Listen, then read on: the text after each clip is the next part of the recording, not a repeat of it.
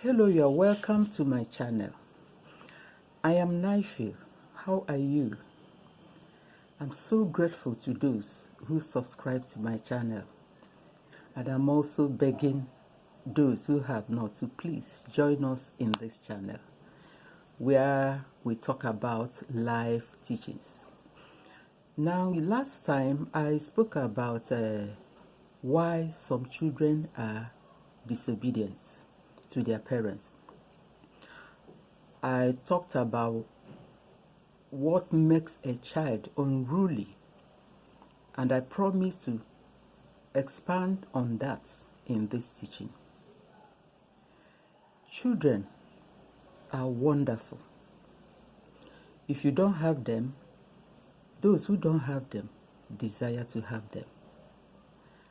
And parenting is not an easy task at all.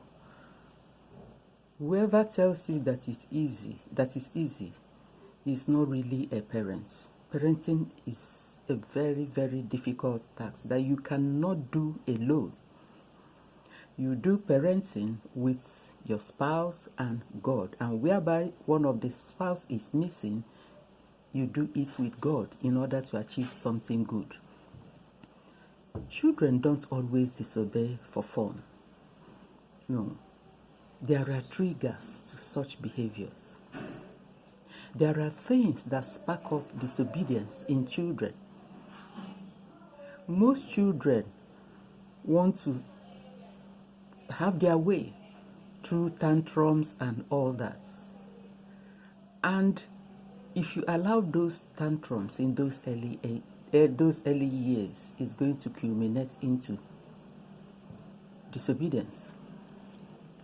A disobedient child may go against your wishes in order to control the situation by his or herself. They may be defiant when you tell them to do something, and if you do not check that, it will develop into tantrums. From tantrum, it will develop into disobedience.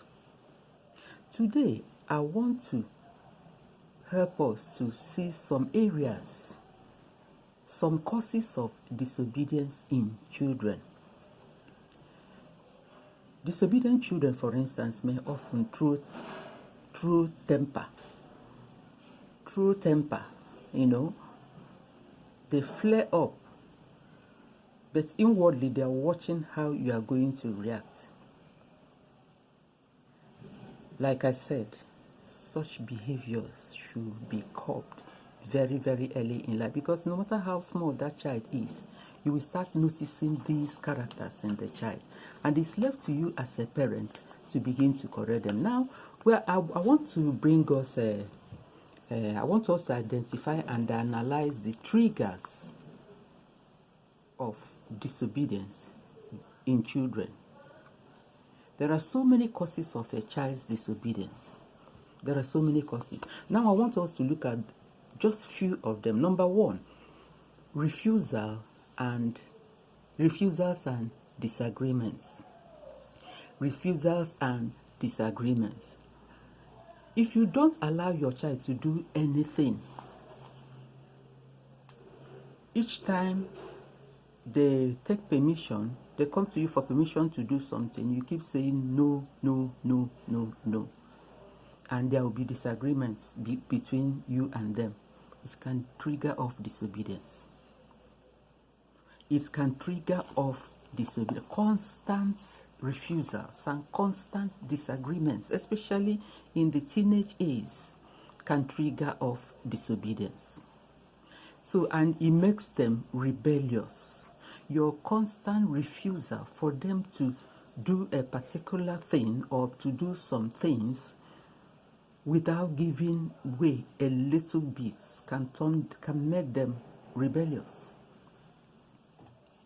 Do you understand what I'm constant refusal, constant disagreement with your children can create resistance in them and make them turn into rebellious children. So, in as much as we we will not give in to everything they demand. Sometimes you say yes. Sometimes you say yes. Not consistent disagreements and refusals. When a child asks for something, it is an opportunity to teach them the right way to ask. Maybe why you are refusing is the way they are asking. But when a child asks for something, instead of always saying no, no, no, no, teach them the right way to ask. And let them know why you are saying no. Do not go into argument with them. No. Teach them how to communicate appropriately and regulate their expectations and emotions. So when your child comes to you over and over and over and over again for a particular thing, don't just say no. Just teach them. Some children will just come and use tantrums and all that to ask for something. If you're saying no, teach them how to communicate. Teach them how to ask. Let them know the right thing to do. And when you say no often, once in a while, let them know the truth. Let them know the situation. Let them know. It just communicates with them. And they are bound to understand. Now, number 2 is unidentified boundaries can trigger of disobedience in children. Unidentified boundaries. Now, you might set boundaries for your children, but you do not explain the purpose behind such boundaries. If a child, for instance, wants to go to a party by 12 a.m. in the morning, and you have already set that boundaries that as from 6 p.m., no more going out, and here comes your child wanting to go out by 12 a.m., you say no. And not just setting that boundary, let them know why you are saying no. Let them know the dangers behind. Let them know your reason for saying no. Let them know the disadvantages of crossing that boundary. For instance, if you allow your children, for instance, to eat junk food once in a week, but they want to eat it every day, you have set the boundary of eating junk food once in a week, and therefore let them know why they won't eat it every day. Let them know that it is not healthy. Let them know that their health is in danger when they eat it every day. Number 3, I want to bring up one of the things that can cause disobedience in children is constant labeling. I call it constant labeling. Okay, praising or scolding a child should not come with a label. Whether you are praising your child, whether you are scolding your child, it should not come with a label. When you keep telling your child, you are the best, you are the best, you are the best, it will register in their head, yes. But sometimes when they meet situation that is beyond them, that will not bring out that label of being the best, when they meet such situation and cannot surmount it, it triggers tantrums in them, it triggers negativity in them,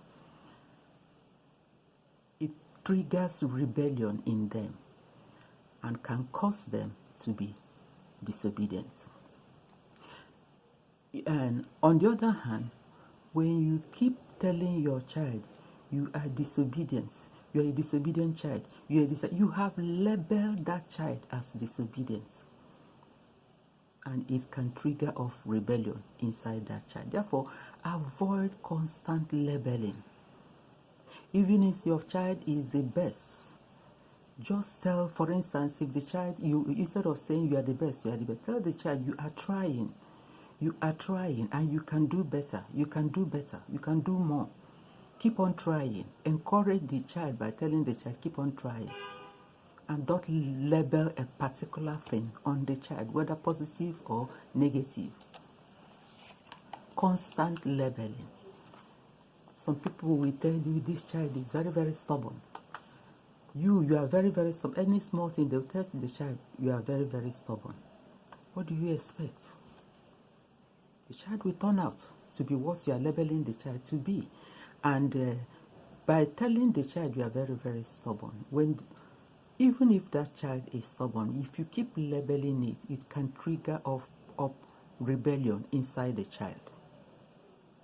It can cause a negative reaction inside the child when certain things happen. Therefore, stop constant labeling, whether positive or negative. Whether positive or negative, it causes irrational behavior in children. Now, the next one, the fourth one, is family environment. Constant quarreling within the family can leave an impact, a very, very negative impact in a growing child's years. The mom is ever quarreling with the dad, or the dad is always beating the mom. Such thing leaves, family environment leaves something negative in the child. If it is a family environment that is filled up with so much respect and love, you find the children turning out to be obedient. But if it is a family environment that is filled up with quarrels, disrespect for elders, it turns those children into rebellious and disobedient children. Therefore, we should also look at our relationship with our spouses. A negative environment gets etched on an adolescent child's mind. So eventually when they grow up, they turn disobedient. They won't see any reason to be obedient. They won't see any reason to be humble. You that is ever quarreling with your husband, please watch it, because your children are watching. And you man that is ever cursing your wife and beating her, your children are watching.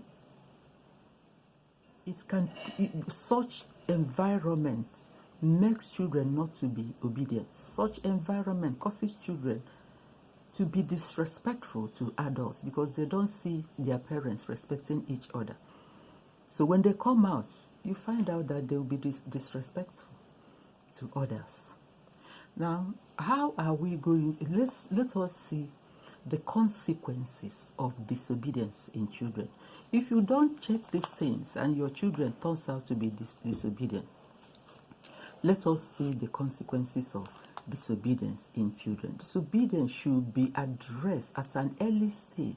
Unchecked disobedient behavior may cause the child to develop the following traits. If you do not check disobedience at a very, very age, it can cause the child to develop certain negative traits. Let me tell you, even a few months old children, you can notice something. You can notice traits of disobedience. You can notice traits of stubbornness in them. 1-year-old, 2-year-old, 3-year-old, you can notice it. Therefore, you start very early to check these things. If they are not checked very early in life, here are some of the traits they manifest. Number one is arrogance. Arrogance. Disobedience often culminates into arrogance in a child. You will sit together at a dinner, for instance, and a child arrogantly will tell you, I don't want to eat what is on the table. Get me another thing. Arrogance. Or when they go out,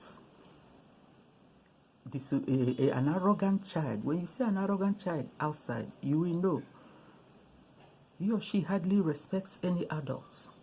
They talk anyhow, they behave anyhow. When you try to even a stranger, when you try to communicate with such a, they can even curse you.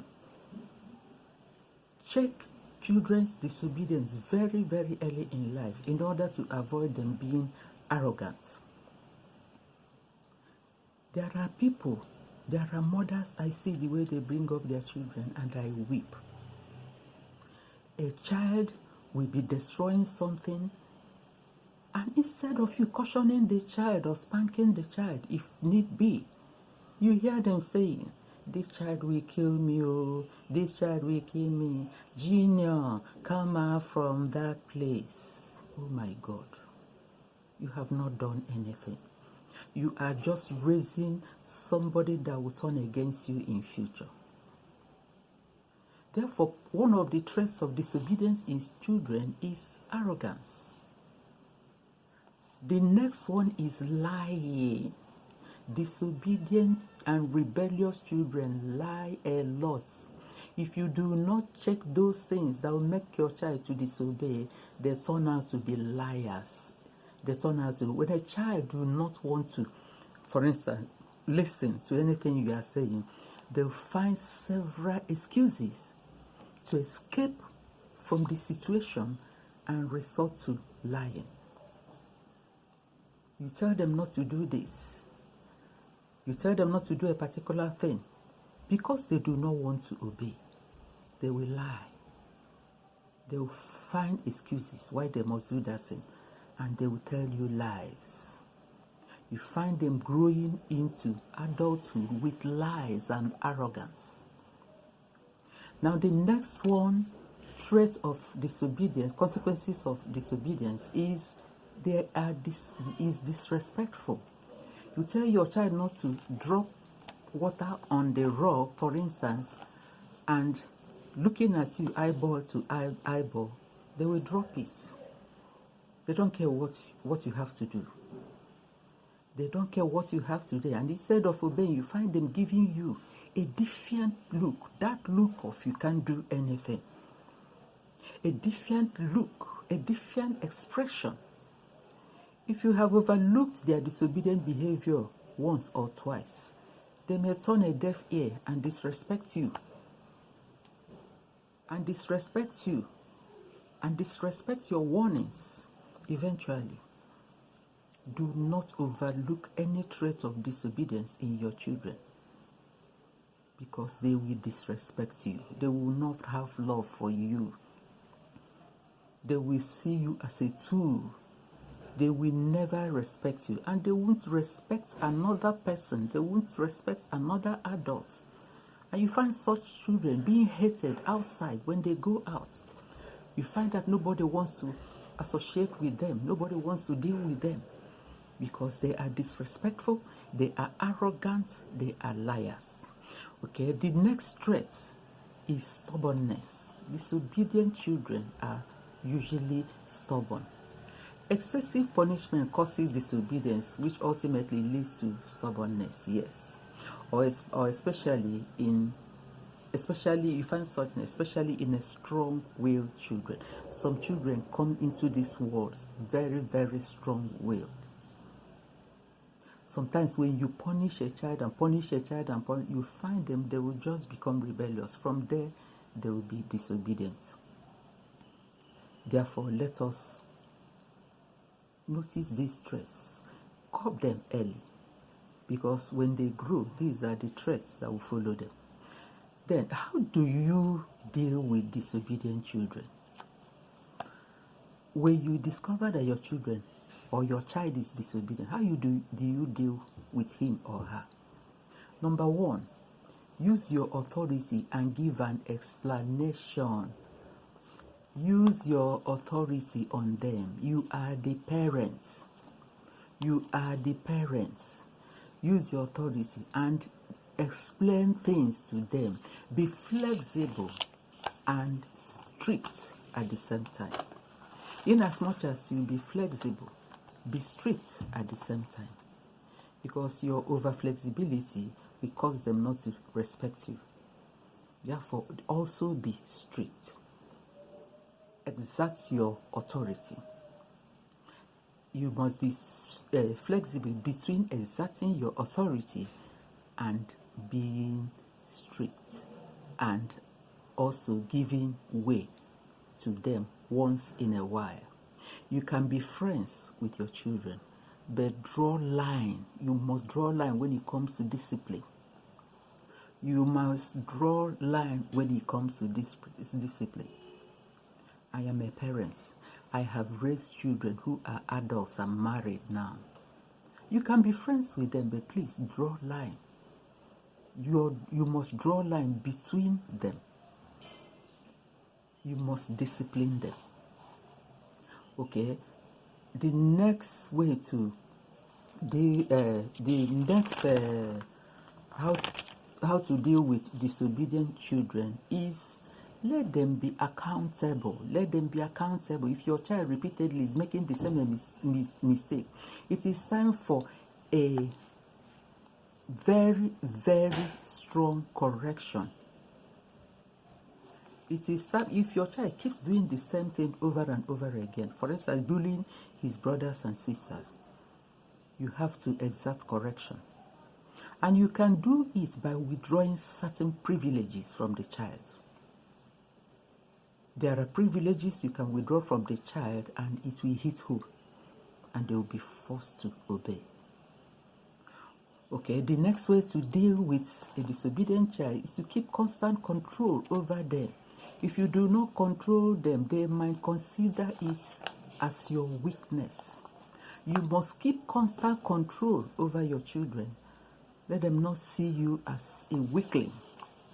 When they see you as a weakling, they will override you and become non-compliant. Do not allow bad behavior and tantrum. Do not allow it at all. Don't even allow it. It also becomes their habit to manipulate you. So keep control over their wrong behaviors at every stage. No matter how small that one is, never you allow wrong behavior and tantrums. Don't allow it.